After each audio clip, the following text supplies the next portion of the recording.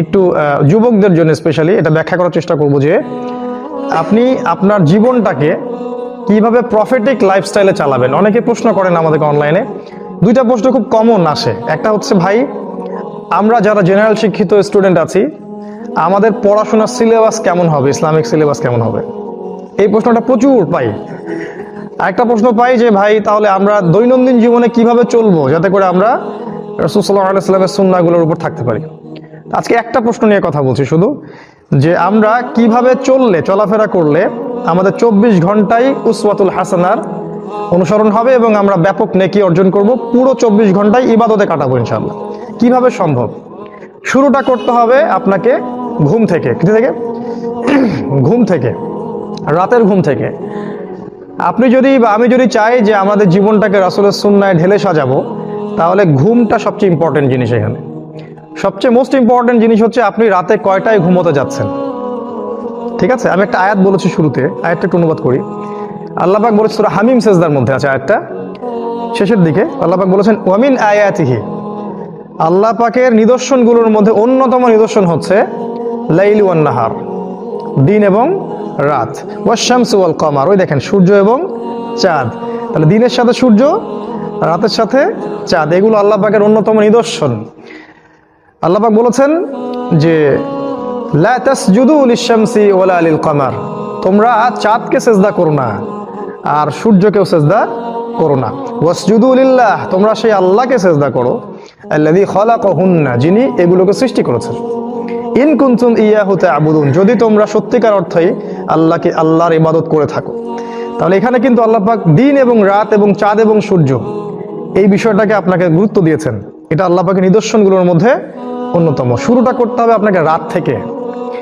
সবচেয়ে ইম্পর্টেন্ট জিনিস হচ্ছে, এই যুবকদের জন্য বলছি স্পেশালি, যে রাতের বেলা কখন আমরা ঘুমোতে যাই এটা ইম্পর্টেন্ট সবচেয়ে। আর এই বিষয়টার উপর ডিপেন্ড করছে আপনার পরের দিনের পুরো এনার্জি। সারাদিন আপনি এনার্জেটিক থাকবেন কিনা, শক্তি পাবেন কিনা, কাজকর্ম করতে পারবেন কিনা, এই দিনই বিষয়গুলোর কথা বলছি। এই এনার্জির সোর্স হচ্ছে আপনার ঘুম। ওয়ান নাওমা সুবাতা, আছে না? ঘুমকে করেছি আরামের বস্তু।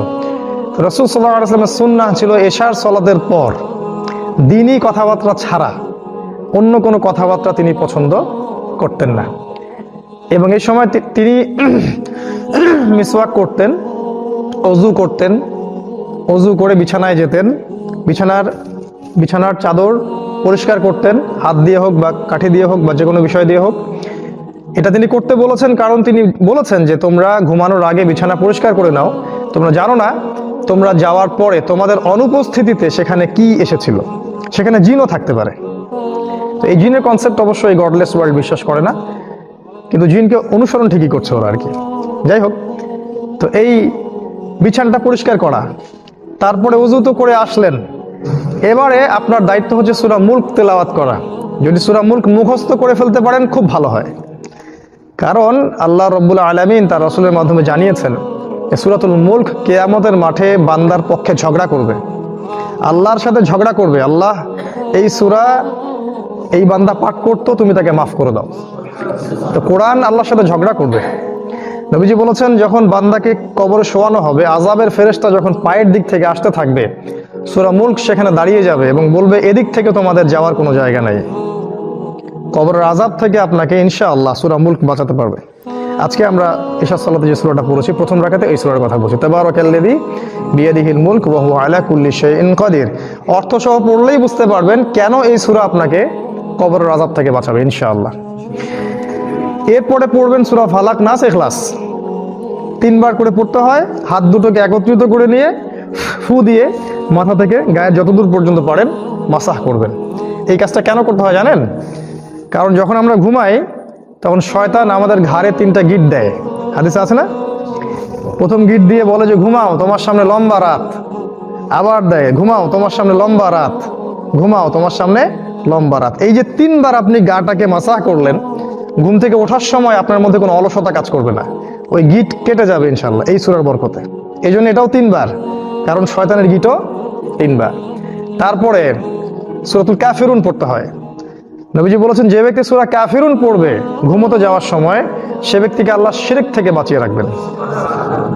আর আপনারা জানেন যে শিরক সবচেয়ে বড় পাপ। কারণ আমল নামা একটা শিরিক থাকলে কি হবে, আমল নামা বাতিল হয়ে যেতে পারে। আল্লাহ পাক বলেছেন যে আল্লাহ পাক শিরিকের গুনাহ ছাড়া বাকি সব গুনাহ তিনি মাফ করতে পারেন, শিরিকের গুনাহ ছাড়া। এরপরে আছে আয়াতুল কুরসি। ওই যে আবু হুরায়রা রাদিয়াল্লাহু আনহু হাদিসটা, যে তাকে আল্লাহ রাসূল মাল পাহারা দিতে বললেন না, গনিমতের মাল, চোর এসে চুরি করে নিয়ে গেল, তারপরের রাতে আবার আসলো, তারপরের রাতে আবার আসলো, তিনি ছেড়ে দিলেন। এক পর্যায়ে চোর কি বলল, যে আমি তোমাকে একটা আমল শিখিয়ে দিচ্ছি যেটা করলে কোনো শয়তান তোমার ধার কাছে আসতে পারবে না। তখন তিনি তো আমলের আগ্রহী ছিলেন, সাহাবায়ে কেরাম শিখতে চাইলেন, তো ইবলিস শিখিয়ে দিল, যদি আয়াতুল কুরসি রাতের বেলা তেলাওয়াত করো শয়তান তোমার কাছে আসতে পারবে না ইনশাআল্লাহ। নবী সাল্লাল্লাহু আলাইহি ওয়াসাল্লাম পরের দিন ফজরের সময় আবু হুরায়রা রাদিয়াল্লাহু আনহুকে বলছেন, তোমার রাতের সাথীর কি খবর? খবর তো নবীর কাছে পৌঁছে গেছে আগে থেকে, তাই না? তো আবু হুরায়রা রাদিয়াল্লাহু আনহু বললেন, ইয়া রাসূলুল্লাহ, আমি তোকে ছেড়ে দিয়েছি, ও তো আমাকে একটা আমল শিখিয়ে দিয়েছে। তো কি আমল? যে এই আমল। রাসূল সাল্লাল্লাহু আলাইহি ওয়াসাল্লাম বললেন যে সে এই কথাটা সত্য বলেছে, যদিও সে বেশিরভাগ কথাই মিথ্যা কথা বলে, এবং সে ছিল ইবলিস। এর আরেকটা দলিল আছে, ভালো জিনিস যেখানেই আছে আপনাকে নিতে হবে। ভালো মধু যেখানে আছে আপনাকে নিতে হবে মধু, বুঝতে পারেন নাই? ইবলিস শিখিয়ে দিয়েছে আয়াতুল কুরসি রাতের বেলা পাঠ করলে শয়তান আসতে পারবে না। কে শিখাই দিছে? ওই ওই ওই ওই আমলটা আমরা নেই নাই, আমল করছি না, মাশাআল্লাহ। আয়াতুল কুরসি পাঠ করাটা সারা রাত একজন ফেরেশতা আপনাকে পাহারা দিবে ইনশাআল্লাহ আল্লাহর পক্ষ থেকে। এরপরে আছে খুব ইম্পর্টেন্ট, এটা হচ্ছে সূরা বাকারার শেষ 3 আয়াত অথবা শেষ 2 আয়াত, যেটাই পড়েন আল্লাহ রাসূল সাল্লাল্লাহু আলাইহি ওয়াসাল্লাম বলেছেন সারা রাতের জন্য যথেষ্ট, মানে সারা রাতের বিপদ আপদ বালা মুসিবত আপনাকে স্পর্শ করবে না ইনশাআল্লাহ। আরেকটা অর্থ হতে পারে যে সারা রাত তাহাজ্জুদ পড়লে যে নেকিটা হতো, এই নেকিটা আপনি পাবেন এই শেষের 2 আয়াত তেলাওয়াত করার মধ্য দিয়ে। নবী সাল্লাল্লাহু আলাইহি ওয়াসাল্লাম বলেছেন এই সূরার প্রত্যেকটা অক্ষরে, শেষের এই যে 3টা আয়াত, প্রতিটা অক্ষরের মধ্যে নূর আছে, আলো আছে। এই আয়াতগুলো পৃথিবীতে নাজিল হয়নি। কোথায় নাজিল বলতে পারবেন কেউ? কোথায় নাজিল হয়েছে? ওই যে আল্লাহ পাকের সাথে দেখা করতে গেলেন রাসূল সাল্লাল্লাহু আলাইহি ওয়াসাল্লাম, তখন মেরাজে কয়টা হাদিয়া দিয়েছেন আল্লাহ পাক? 3টা হাদিয়া।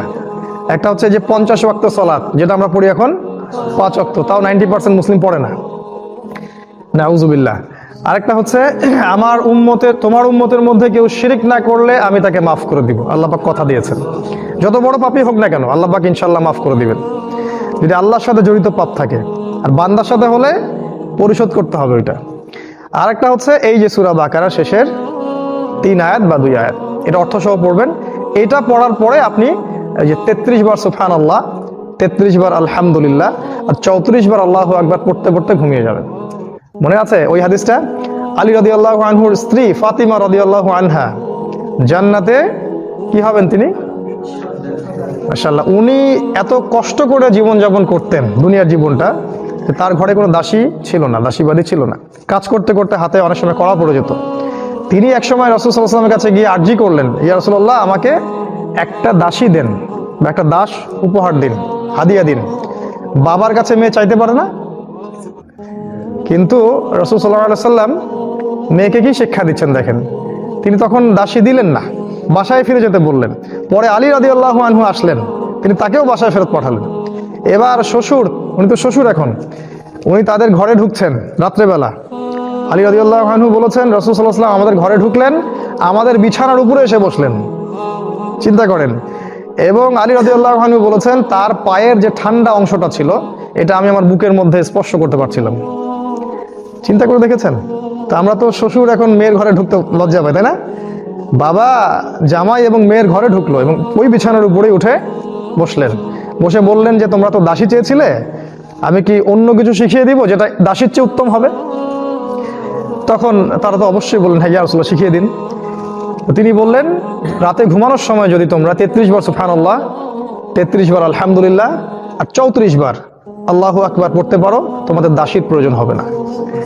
তো আলেম ওলামারা বলেছেন এই আমলটা যারা নিয়মিত করে আর কি, তাদের শরীরে শক্তি আসে, ফিজিক্যালি স্ট্রেংথ আসে এবং অলসতা আসে না, তারা অনেক কাজ করতে পারে। এইভাবে রাতটা আপনি শুরু করলেন, রাতে তাড়াতাড়ি ঘুমোতে গেলেন, রাতের সুন্নাহগুলো অ্যাপ্লাই করলেন, এবার আপনি ঘুমোচ্ছেন। ঘুমের মধ্যে আপনি স্বপ্ন দেখতে পারেন, স্বপ্ন দেখতে পারেন। মনে রাখবেন শেষ জামানায় মুমিনদের স্বপ্ন বেশি বেশি সত্য হবে, এটা মনে রাখবেন। শেষ জামানার মুমিনদের স্বপ্ন কিন্তু বেশি বেশি সত্য হবে, এটা হাদিসে এসেছে যদি ভালো স্বপ্ন দেখেন প্রিয় ব্যক্তিকে বলবেন, ভালো স্বপ্ন আল্লাহর পক্ষ থেকে মানুষ দেখে। আর যদি খারাপ স্বপ্ন দেখেন কাউকে বলবেন না, বরং বাম দিকে 3 বার থুতু ফেলবেন, আউযু বিল্লাহি মিনাশ শাইতানির রাজিম পড়ে বাম দিকে 3 বার থুতু ফেলে পাশ পরিবর্তন করে ঘুমাবেন। এরপর আপনি ফজরে উঠছেন, রাতে উঠছেন, চেষ্টা করব আমরা, আল্লাহ পাক তৌফিক দান করুন আপনাকে এবং আমাকে সবাইকে, যেন আমরা অ্যাটলিস্ট ফজরের 1 ঘন্টা আগে উঠতে পারি, বা অ্যাটলিস্ট ফজরের আধা ঘন্টা আগে যেন উঠতে পারি। উঠে ফ্রেশ হয়ে আপনার প্রথম কাজ কি? তখন দোয়া পড়া। ঘুম থেকে উঠলেন, উঠে ঘুমের যে রেস্টটা আছে সেটা হাত দিয়ে দূর করতে হয়, চোখ মুছে পরিষ্কার করতে হয়। এরপর আপনি কাপড় চেঞ্জ করতে পারেন, অন্য কাজগুলো করলেন, মিসওয়াক করবেন, এই সময় মিসওয়াক করাটা সুন্নাহ। তারপর ওযু করলেন, ওযু করে টয়লেট করলেন, টয়লেট করে ওযু করলেন, সেখানে দোয়া পড়লেন। কি দোয়া? আল্লাহুম্মা ইন্নী আউযু বিকা মিনাল খুবসি ওয়াল খাবাইস। এই যে ইবাদত হয়ে গেল, কিন্তু বের হলেন বললেন গফরানাকা, ইবাদত হয়ে গেল। তারপর ওযু করলেন, বিসমিল্লাহ বলে শুরু করলেন, ওযু শেষ করে কি পড়লেন? আশহাদু আল্লা ইলাহা ইল্লাল্লাহ ওয়া আশহাদু আন্না মুহাম্মাদান আবদুহু ওয়া রাসূলুহু। এই যে ইবাদত হয়ে গেল। এবার আপনি চেষ্টা করবেন 2 রাকাত, 4 রাকাত, 6 রাকাত, যতটুকু রাকাত সম্ভব হয় তাহাজ্জুদের সালাহ পড়ার জন্য। আল্লাহ পাক আমাকে এবং আপনাকে তৌফিক দান করুন, আল্লাহুম্মা আমিন। এই সময়টা দোয়া কবুলের সময়। এই সময় বান্দা যা চাইবে ইনশাআল্লাহ সে পাবে। রিজিক যদি হালাল হয়, আকীদায় শিরক না থাকে, আমলে বিদআ না থাকে, ইনশাআল্লাহ সে ব্যক্তি যা চাইবে আল্লাহ পাক তাকে তা দান করবেন ইনশাআল্লাহ। এই হলো আপনার শেষ রাতের ব্যাপার। আল্লাহ রাব্বুল আলামিন বলেছেন